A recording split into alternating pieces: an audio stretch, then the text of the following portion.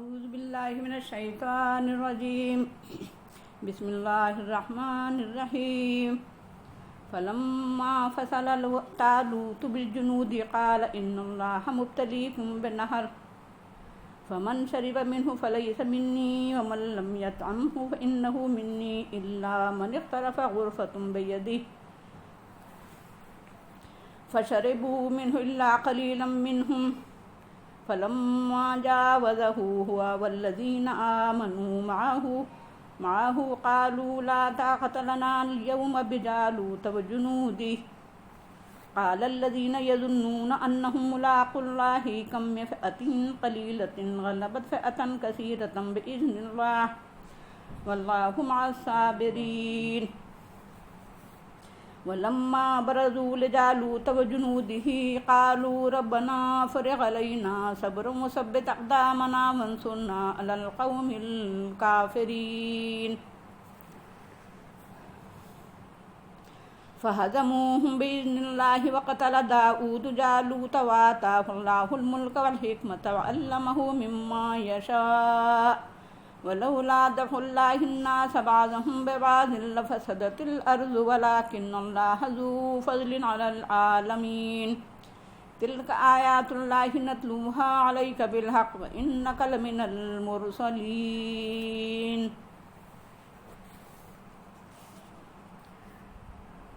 تو جب دالوت فوج کو لے کر چلا کہا یقیناً اللہ تم کو ایک نہر کے ذریعے آزمائے گا،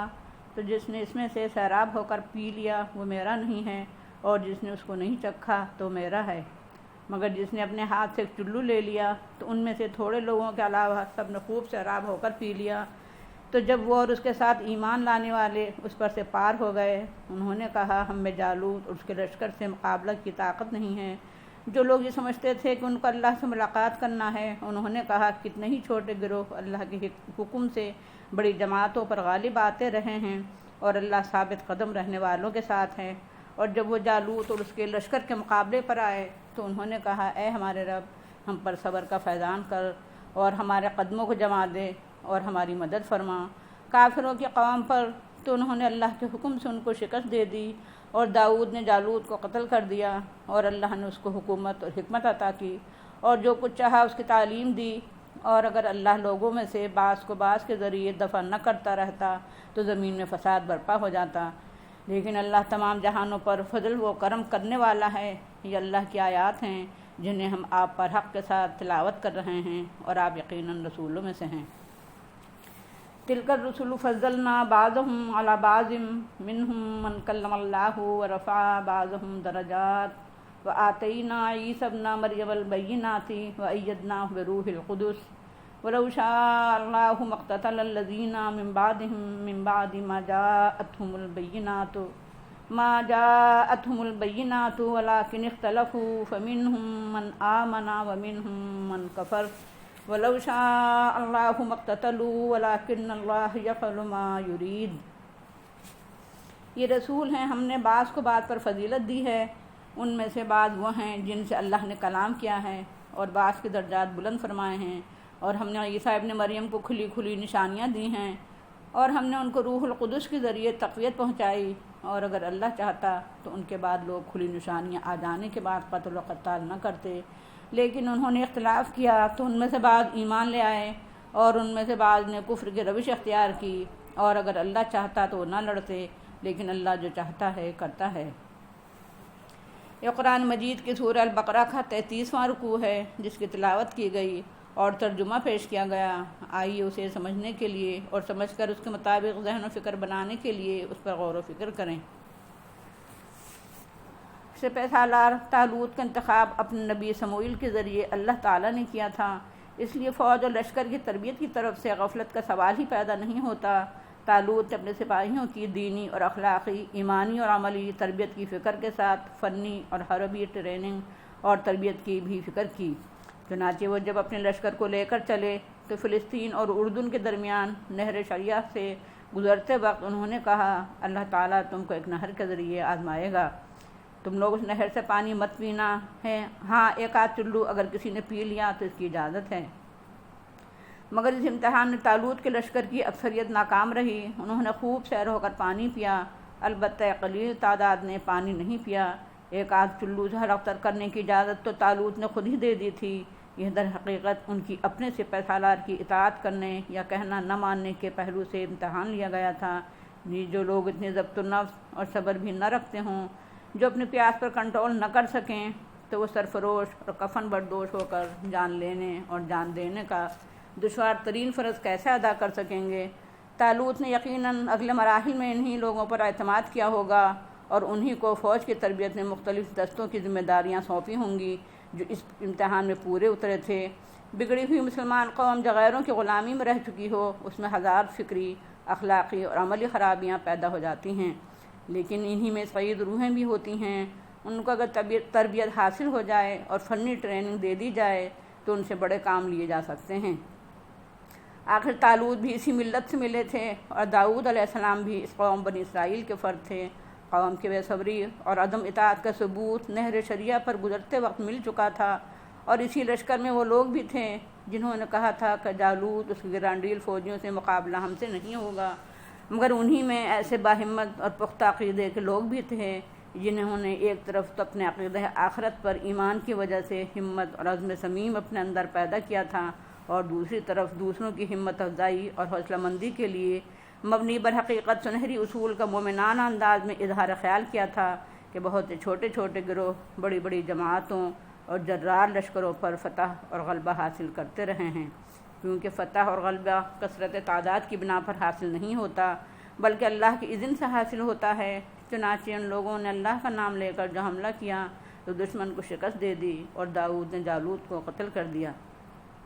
لیکن یہ شکست جو ان لوگوں نے دی اور ان کو فتح حاصل ہوئی، یہ سب کچھ اللہ کے اذن سے ہوا، اور اس کی ایک بڑی وجہ یہ تھی کہ انہوں نے گڑ گڑا کر پہلے اپنے رب سے دعا اور التجا کی تھی کہ اے ہمارے رب، ہمیں صبر و ثبات عطا فرما، ہمارے اوپر ثبات اور جماعوں کا فیضان کر، اے ہمارے رب ہمارے قدموں کو جما دے اور حق کے منکروں اور کفر انکار کی روش اختیار کرنے والوں کے مقابلے میں ہماری مدد فرما۔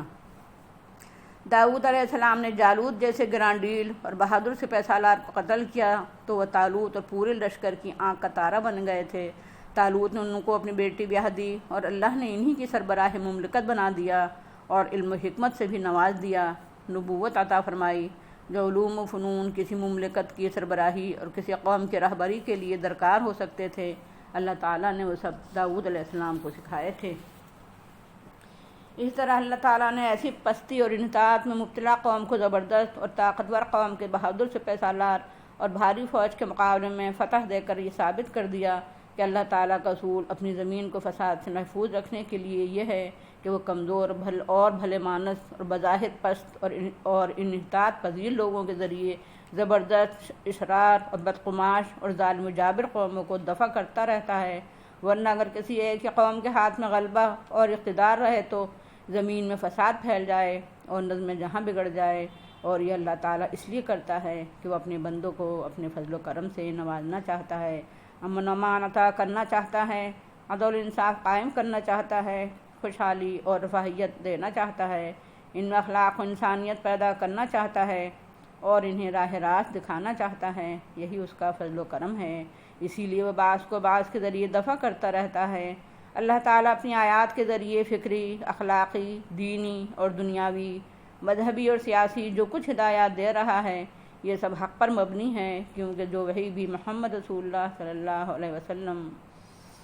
پر اتارتا ہے وہ اس کا ثبوت فراہم کرتی ہے کہ محمد صلی اللہ علیہ وسلم اللہ کے رسولوں میں سے ایک رسول ہیں۔ مگر تمام رسولوں کا درجہ یکساں نہیں ہے، جبکہ نبوت اور رسالت کے مرتبے میں سب یکساں ہیں۔ پھر ان میں بعض کو بعض پر فضیلت حاصل ہے، بعض کو اللہ تعالیٰ نے براہ راست کلام کیا ہے، بعض کو دوسرے پہلوؤں سے بلند درجات پر فائز کیا ہے۔ مثلا محمد رسول اللہ صلی اللہ علیہ وسلم کو ختم نبوت کے مرتبے پر فائز کیا اور تمام نبیوں کی امامت عطا فرمائی اور فضل الانبیاء قرار دیا اور افضل الانبیاء قرار دیا، یا مثلا موسیٰ علیہ السلام اور عیسیٰ علیہ السلام کو الگ خصوصیات سے نوازا،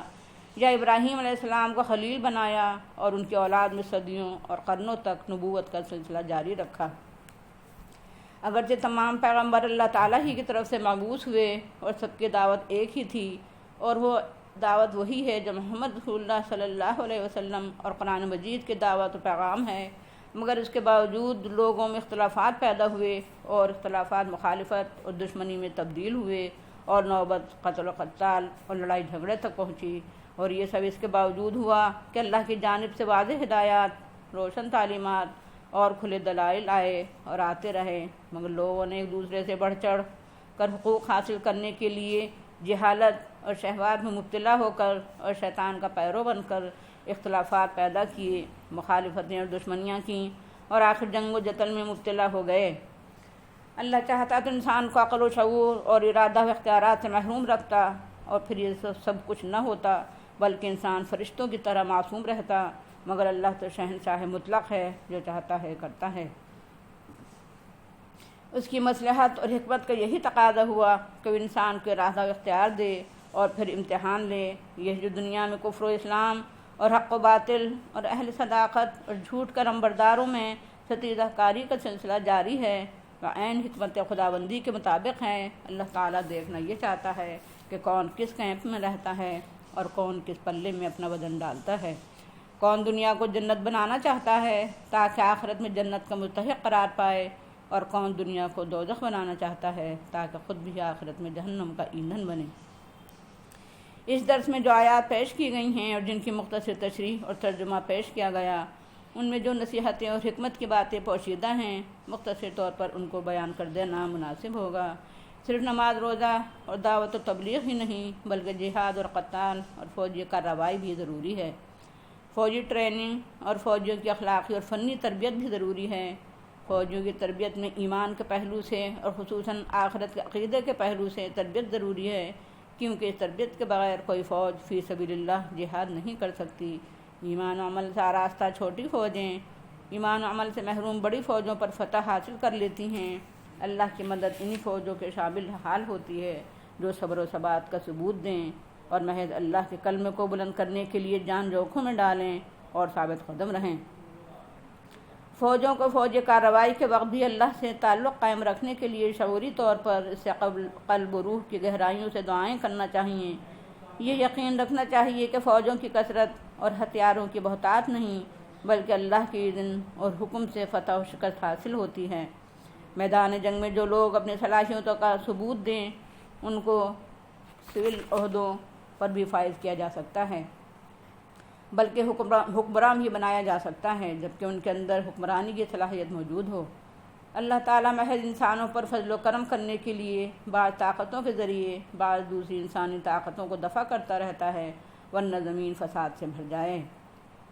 محمد رسول اللہ صلی اللہ علیہ وسلم اللہ کے رسول تھے اور ہیں اور تا قیامت رہیں گے۔ تمام رسولوں اور پیغمبروں کی دعوت ایک ہی تھی، مگر بعد میں روشنی کے باوجود لوگ اندھیاروں میں بھٹکنے لگے اور ان میں اختلافات پیدا ہوئے اور پھر باہم لڑنے لگے۔ یہ اس لیے ہوا کہ اللہ نے امتحان کی خاطر انسان کو ارادہ اور اختیار دیا۔ اگر اللہ جبر سے کام لیتا تو سب مومن ہی ہوتے، مگر اللہ جو چاہتا ہے کرتا ہے، اس لیے مومن اور کافر دونوں امتحان کے کٹہرے میں کھڑے ہیں۔ وآخر دعوانا الحمد للہ رب العالمین۔ السلام علیکم ورحمۃ اللہ وبرکاتہ۔